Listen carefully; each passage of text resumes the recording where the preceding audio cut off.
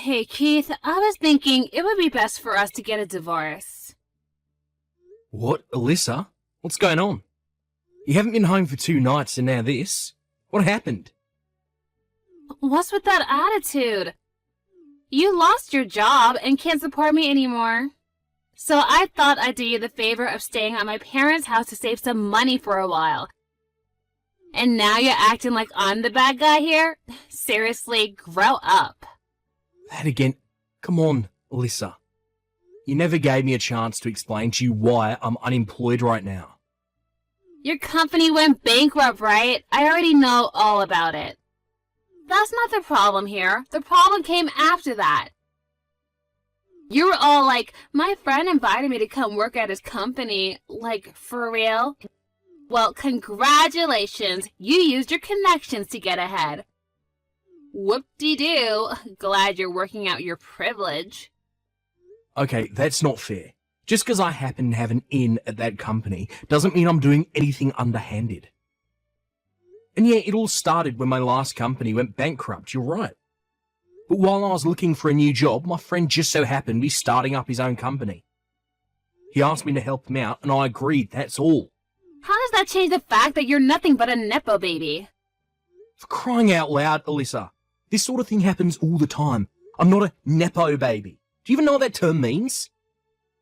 I'll have you know that the reason my friend asked me to help him get his company going was because he knew what a skilled businessman I am. I didn't do anything wrong. That's not nepotism. That's meritocracy. Ugh, I'm tired of this conversation. I'm going to bed. Good night. Alyssa, wait, talk to me.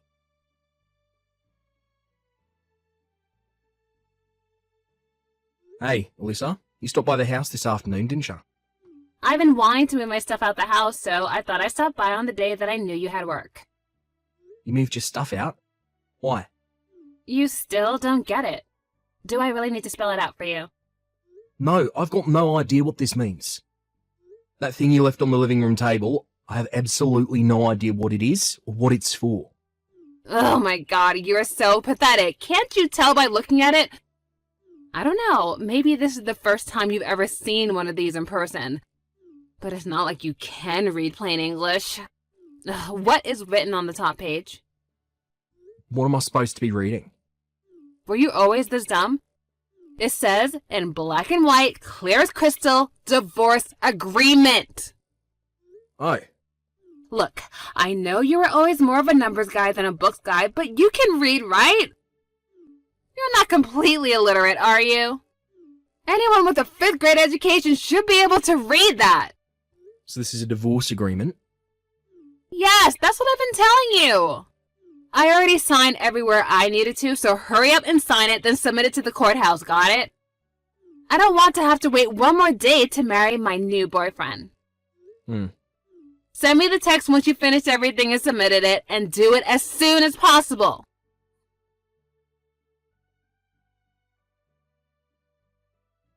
Hi, Eugene. Sorry to bother you so early in the morning. You got a minute? Oh, hey, Keith. What's up? The company you started, it has employee housing, right? Yeah, a couple of the guys I hired were single dudes from out of town, so I thought it would be good to help them out a bit. My dad owns a couple apartment buildings, so I'm renting one of them from him to use for employee housing. Are there any openings left? Wait, what? I mean, yeah, there are, but they're not really designed for couples. Yeah, about that. I'm not going to be in a couple for very much longer, it seems. Huh? Hold on, are you saying you're getting divorced? Yep. What the? You've barely been married for what, 2 years now? What in the world happened between you? It's kinda hard to explain. Is it about you losing your job after the last company went bankrupt? I guess that could cause some relationship strain. Well, it's not really the main cause, but you could say that it was the first domino in the chain. Did you tell her that I'm hiring you to work at my company? Maybe that would reassure her. Yeah, I did, and it actually just made matters worse. I'm very confused. Don't get me wrong, I definitely don't blame you. It's not your fault at all. She said that because you're my friend, that me getting hired into your company makes me a Nepo baby. A Nepo baby. As far as I'm concerned, you're the most qualified person for the job I can think of. That's why I hired you. Yeah, I know that. And I'm incredibly grateful. I'm excited about it too. This is going to be a really challenging and rewarding position for me. Okay, well, it makes me feel a lot better to hear you say that. You're going to be making a decent amount more than you were at your old job, so I don't see any reason for your wife to be anything but ecstatic. I'm sorry I had to drag you into my personal affairs. I just thought that you deserved to find out sooner rather than later. I don't know what her problem is with getting hired through connections, but she was really ticked off when I told her. And that bizarre prejudice of hers is the sole reason our relationship has turned to complete chaos these last few days. Sorry to hear about that, man. But come to find out, there's actually a much bigger issue at play. Yeah? What is it? Well, yesterday, I found out that my wife actually has a totally unrelated reason for being so ridiculous about getting hired into your company. Go on. She's seeing another guy. What? Seriously? I'm pretty sure, yeah. I'm betting she thought if she divorced me while I'm unemployed, she could get a better share of the assets during our divorce proceedings. However, you inviting me over to your company threw a wrench into her plans, since it meant that I'd be getting a new and better job a lot sooner than she had planned on. So she's just doing the whole "you're a nepo baby" act to buy time. If she can either delay me joining your company or get the plan nixed altogether, all the better for her, right? Yeah, that would make sense. I suppose the next step for you is to get a lawyer and talk about the divorce with him. Or maybe you should look into your wife's boyfriend. You could hire a private detective to look into him so you can really sock it to your wife in court. Actually, I can skip that step. I've already figured out who her boyfriend is. His name, where he lives, everything. Wow, really? That was fast. I bet that most guys in a position like mine would be pretty depressed about the situation, blame themselves and just in general have a pretty negative outlook on life. But honestly, noticing the critical clue that Alyssa left for me has actually made this pretty interesting for me. She was careless in a rush to divorce me, and now it's my turn to get back at her. Of course, I'll still get a private detective so I can get some hard evidence to use in court. Well, I'm not really sure I understand the situation, but I'm glad you're having fun, I guess. Anyway, for the time being, I should go ahead and get a room for you ready in the company apartment, right?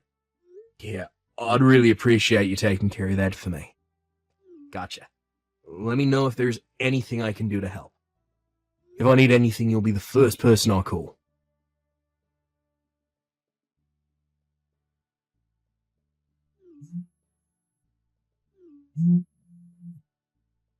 Keith, what is going on? What is this? I got this massive stack of papers from you in the mail today, and it says that you're suing me? Oh, you better explain yourself. And if anything, I should be the one suing you. I'm glad to hear the papers arrived already. Thanks for letting me know you got them. They should have been laid out clearly in the documents. Didn't you read them? I'm suing you for your infidelity. What? Excuse me? Infidelity? I was never unfaithful to you. You had better have some solid evidence to back up such an outrageous claim. I want evidence? Uh-huh. Yeah, I knew it. You don't have nothing to prove that I did anything. That's not it. I just thought it would be obvious from the massive stack of documents I sent you that I have more than enough evidence to convince a jury that you cheated on me. Well then, show me the evidence! Either put up or shut up! Okay, fine. Scroll up. Scroll up? What do you mean? I guess you really didn't realise it, huh? Like I said, scroll up in this chat window to the day you moved all your stuff out the house and read your messages again. Oh, what? You were the one who told me about your boyfriend. Hold on a second.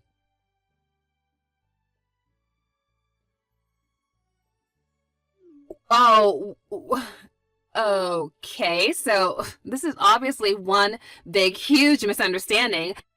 That was a mistake. I misspoke, that's all.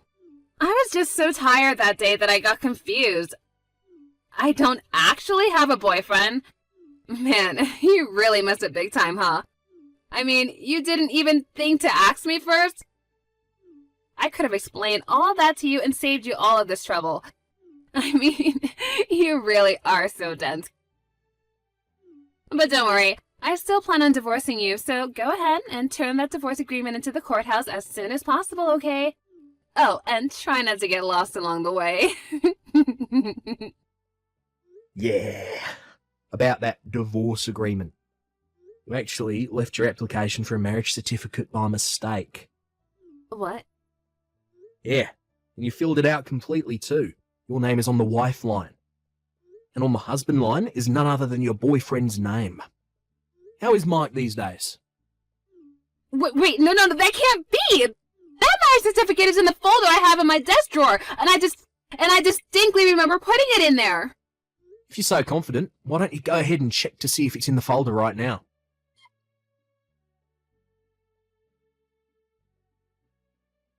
It's not there! That's impossible, though! When Mike gave that to me, I thought that I should be really careful not to lose it, so I put it in that folder right away. And the folder I left at our house was the one with the divorce agreement in it. Yeah, I had a feeling you switched the folders by accident. But seriously, this all happened 2 weeks ago, and you still hadn't noticed? Ah, I see. So you were so afraid about losing it that you missed your chance to notice it was gone before it's too late. Mike's the guy that was hitting on you about a year ago, wasn't he? You still seeing him? No, give me back the marriage certificate application! How about this? I'll trade you the marriage thing for your divorce agreement. But before that, we need to settle the matter of your infidelity in court. Or you could talk to my lawyer, and we can settle. I don't have any money! Oh, you don't need to worry about that. Your parents said they'd cover the bill for you. Isn't that nice of them? They're a great couple of people. What? Of course you're going to have to pay them back for it. They were very explicit about it not just being a gift, so I hope you're prepared for that. You told my parents about everything? I was just looking out for my own interests. Couldn't have you running away from paying me what you owe me, could I? I'm gonna have to talk to Mike about this. I wouldn't waste your time trying to contact him. I doubt he'll be very responsive to you. What? Why? I'm suing him too. I already sent him his package the other day. Oh, wait. How do you even have his address? Isn't it obvious? It was written on your marriage certificate application. Oh yeah, I forgot. Coincidentally, Mike's parents are going to be paying his settlement to me just like yours are for you. They've taken on his phone and sent him to his uncle's company to work off the debt. I asked them what business his uncle was in, and they said, you're better off not knowing. They did say they were sure he'd be whipped into shape in no time, whether he likes it or not, so good news, I guess. Oh no, I really screwed up.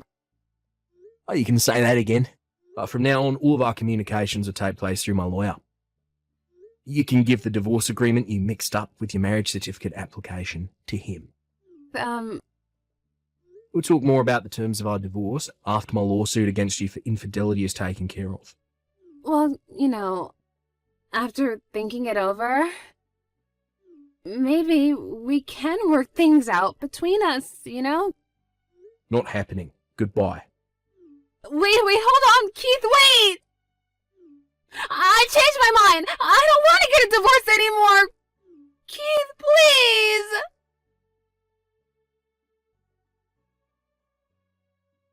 Alyssa had been desperate to leave me and marry Mike for quite some time. It seemed like she thought that divorcing me while I was unemployed would allow her to get away scot-free.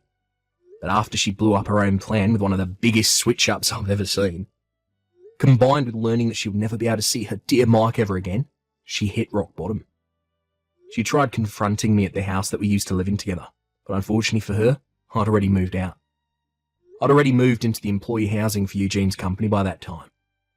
Knowing she would never get a chance to speak to me again either, she fell even further into a depression.